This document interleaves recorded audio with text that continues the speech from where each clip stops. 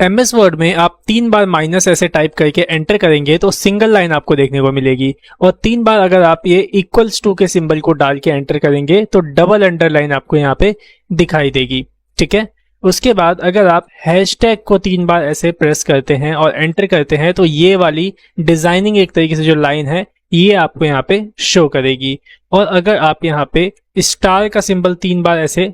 Type करते हैं और एंटर करते हैं तो यहाँ आपको कौन सी लाइन दिखाई देगी, डॉटेड लाइन इस तरीके से आपको दिखाई देगी। और अगर आपको जिगजैग वाली लाइन चाहिए तो उसके लिए शिफ्ट के साथ 1 बटन होता है, उसके बगल में आपको टिल्डे वाला सिंबल मिल जाएगा ये वाला, इसको 3 बार आप ऐसे टाइप कीजिएगा और एंटर करेंगे तो ये जिगजैग वाली जो लाइन है ये आपको शो हो जाएगी। और इन सब लाइन का यूज आप कहाँ करोगे, इन सब लाइन का आप यूज इस तरीके से कर सकते हो, जैसे आपने यहाँ पे कोई हेडिंग डाली और उसके बाद आप यहाँ पे सिंपल लाइन डालना चाहते हैं तो सिंपल माइनस माइनस माइनस करके एंटर करेंगे तो यहाँ पे लाइन आपकी इंसर्ट हो जाएगी।